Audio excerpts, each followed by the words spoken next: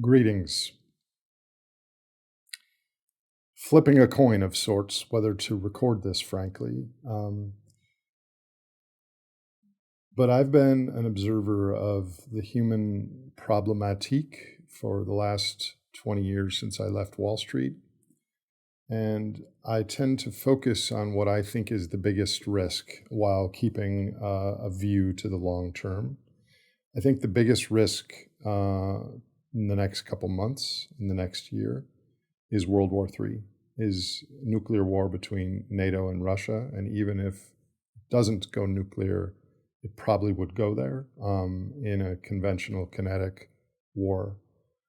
The reason for this, frankly, and I'm leaving in a few hours to go on a 10-day trip, and I wanted to record this because events are accelerating, is because I think, at least living in the United States, we have been lulled into a sense of complacency by the public and political narrative about the Ukraine situation.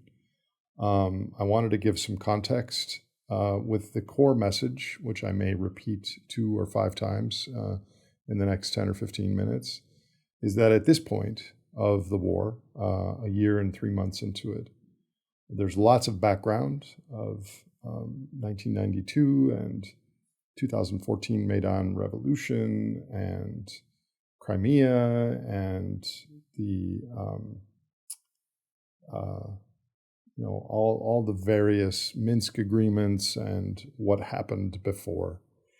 It doesn't matter who is right at this point because the risks to our civilization, the risks to our global very fragile financial system, the risks to the biosphere in case there is nuclear exchange, far, far, far outweigh any provincial blaming of some outgroup or ideologies of what some downtrodden X group cares about, or whether Putin is a thug, or any of those things are irrelevant to the stakes that we face.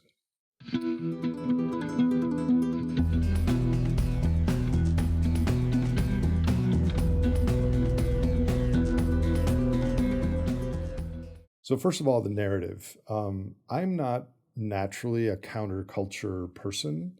I am with respect to macroeconomics and neoclassical economics because I think most of it is bunk. And it has led us into a global ecological overshoot that's worsening with a cul-de-sac as far as our options. But generally, I go with the flow because the flow often makes sense.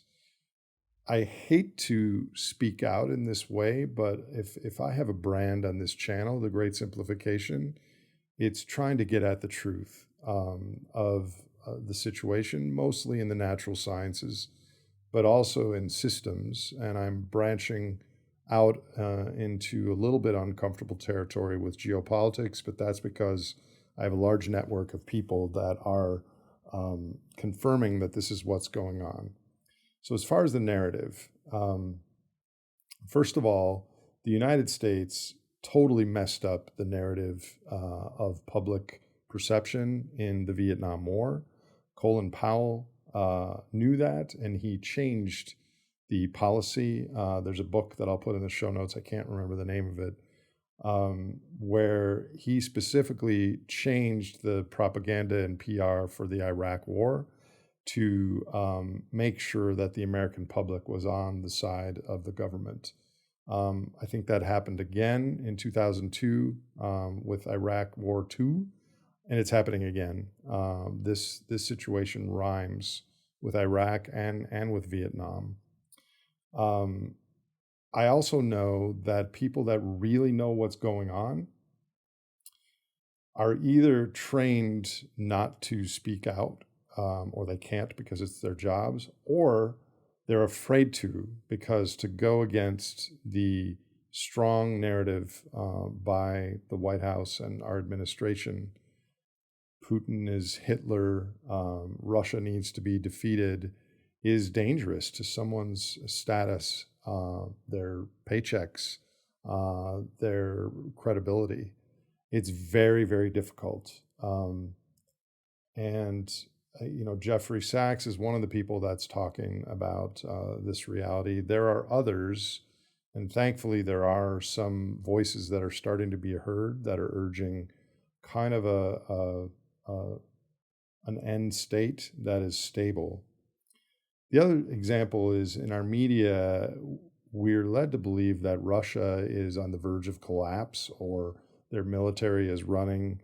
Look at, they're using these 50, 60-year-old Soviet tanks. They must be out of resources. And the journalists today don't take a deeper dive in these things. Yes, they do have 20,000 tanks from the 1950s or 60s. They also have millions and millions of rounds of 100 millimeter ammunition. They're not using the tanks as tanks because they would be crushed versus an Abrams or a Leopard. They're using the tanks as mobile artillery shelling vehicles, and they're cannibalizing them for parts. So Russia, at least on that note, they're not desperate. They're using the resources they have in a very effective way. I think it's really, really dangerous that the United States thinks that we have such uber military superiority in this situation. This is on their doorstep. They fight differently than we do. And I think the larger problem is nobody is afraid anymore. It was 80 years ago when the bombs fell in Japan, and the horror and misery and just absolute shock and tragedy is 3 generations gone. And we have faced risks like this in the past 50 years, but they were always averted. There were people like Stanislav Petrov and Vasily Archipov who should have holidays named after them because they disobeyed orders and stopped the escalation of what would have ended up into nuclear war. But it never happened. So it's an example of risk homeostasis that, the zeitgeist is that the nuclear risk are always far more remote and unrealistic prospects relative to reality. But this psychological belief in our leaders and in our population reinforces itself to get worse. The more fear and consequences recede into our distant historical past. The risk is very real now. I'm coming back on the 11th. On June 12th is going to be the largest NATO military exercise in history called Defender 23. I'm sure it's truly an exercise. But with all these things, you never know when there's going to be a flub up or a mix up or a mistake. And then that mistake has to be retaliated against. And all of a sudden, we're on a path to escalation. I'm not predicting that. How could anyone predict that? I'm just laying out the fact that accidents happen always. And the war games that have happened in the past, Proud Prophet and other ones, have indicated that very often, to the point of being almost always, once there is a nuclear exchange or an escalation, it ends up going strategic. Chuck Watson, a friend of mine, analyst, a Russia expert for the last 40 years, was on the podcast outlining the risks of a moderate nuclear exchange. It would destroy the biosphere. It would drop global temperatures 15 to 20 degrees Celsius for a few years, block out the sun, effectively being much like the asteroid 66 million years ago threw up enough soot to pretty much kill all life on Earth as all that debris came raining down and was fire on the Earth. Where is this in our public discourse? When I was a kid, we had The Day After, scared the crap out of me in 8th grade watching this nuclear war thing. We are so blasé about the greatest freaking risk ever to face our species and our world with 13,000 nuclear warheads around the world and military exercises and The US, UK governments are not being and saying friendly diplomatic things to Russia. Lindsey Graham is bragging about dead Russians are a good investment. What? I'm very, very concerned about this. Even if we go to war, which would mean boots on the ground, which frankly, I think boots on the ground in Ukraine, like officially, because there's boots on the ground now, but officially large boots on the ground eventually ends in war, unless it ends in some sort of a stable, broken up Ukraine where we have a new Cold War, and that could be a stable state. But even if we don't have a world war, this sort of event triggers all the other risks that I've been talking about on this podcast. We are financially very uncoupled from our biophysical reality. Russia is responsible for almost a quarter of global natural gas and oil exports. Between Ukraine and Russia, they account for over a quarter of world grain exports. So for most countries in the world that are not watching CNN or Fox, Russia is perhaps more important than the United States from a physical resource standpoint. We don't ever hear that perspective in the United States.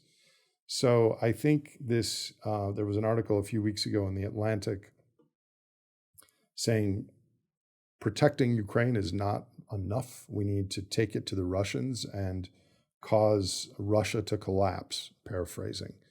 That is unbelievably systems blind. First of all, Russia is not going to allow this to happen. This is not 1992 collapse of the Soviet Union. They learned a lot from that. This is Mother Russia. This is existential for them. And there's lots of calls for Putin to be overthrown or whatever.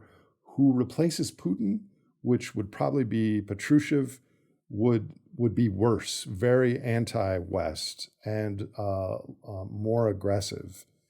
So personally, I think we have to find a way for Russia to re-enter the global ranks of respected nations. I live in the United States. I love my country, but with respect to this situation, I am not pro-USA. I am not pro-Russia. I am pro-life. I am pro-future. I am pro-complex life. So somehow I think we have to find a way to get Russia back into the international order. In any case, it is not just Putin who is threatening the human and non-human future. It's also NATO, and by extension, any nations who have significant nuclear weapons that are backstopping their geopolitical situation. The truth is, we do not have the right to risk nuclear war. Doesn't matter whether Putin is a thug or not. Doesn't matter what ideology you believe in.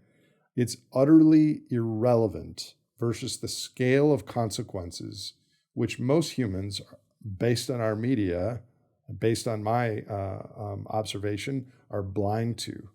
And stepping back, of course, with the things that I care about most, and perhaps why many of you are following this podcast, this is not even primarily a human issue. It is a biosphere and complex Earth life issue, which will affect the next 500 million years of life, where life goes and where consciousness goes, if at all. It's as if there were red squirrels and gray squirrels had acquired the ability to destroy the world over which nut tree they had access to. It is just exactly that absurd. And it doesn't frickin' matter in the intermediate term, even to the squirrels, even though at the moment it feels completely existential to them. The point is that the nuclear alarmists in our world, of which, in my opinion, there are far too few, even if they're not 100% right, but even if there's a tiny percent chance that they're right, we have no right to continue this game of chicken with the world's future. So, from a biosphere ecological perspective, it doesn't matter what sort of human misery there is in the next 100 years versus the consequences of a global strategic nuclear exchange. I think this needs to be accepted by more people, by more media, by more humans in leadership positions, and maybe by today's Vasily Archipov and Stanislav Petrov, who might be in some positions today in any of the evolved nations. Okay, I said those uncomfortable things. This is how I view things. We're in a fragile, systemic, global situation. We're all alive, paying attention, living our lives. This risk goes on beyond our ability to influence. But I think it's better that more people know how tenuous this situation is, how there's a lot going on behind the scenes that we're not hearing about. And ultimately, at this point, 15 months into this incursion into Ukraine, it no longer matters who is right. What matters is how we get out of this situation. Thank you. I'll talk to you when I get back.